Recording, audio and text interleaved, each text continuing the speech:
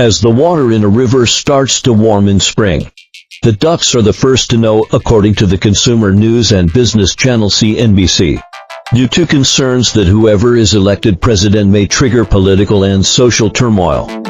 The number of Americans planning to emigrate has increased by at least 30% compared to last year. So, why is this the case? First of all, I think it is because of fear of politics. If you are an American businessman and your business is closely related to China, suddenly, the United States imposes sanctions or bans on sales to China. And this behavior has a huge impact on you. What would you think? I don't know what companies and products there are in the United States.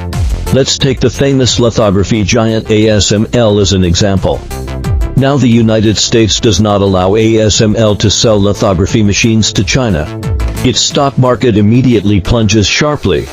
And China is the world's largest consumer electronics market. Forcing ASML to stop selling is like a death sentence for it. For this reason, ASML has repeatedly protested the incompetence of the Dutch government for not being able to protect ASML and said it would move away from the Netherlands. This is an influence of politics. The second point is the fear of violence.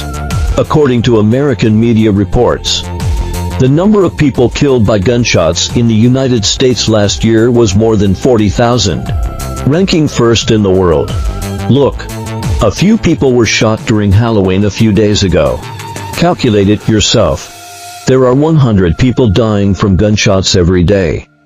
There are 400 million people in the United States, which is equivalent to a mortality rate of 1 in 10,000.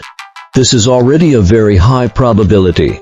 After all, even someone like Trump, who has a high-level security protection, was almost shot, not to mention the powerless rich.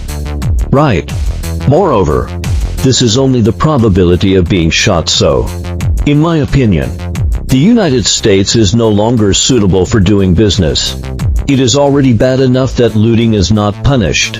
Surprisingly, the United States is even constantly raising the legal amount of free shopping to $1.500. If you are the owner of a store, what would you think?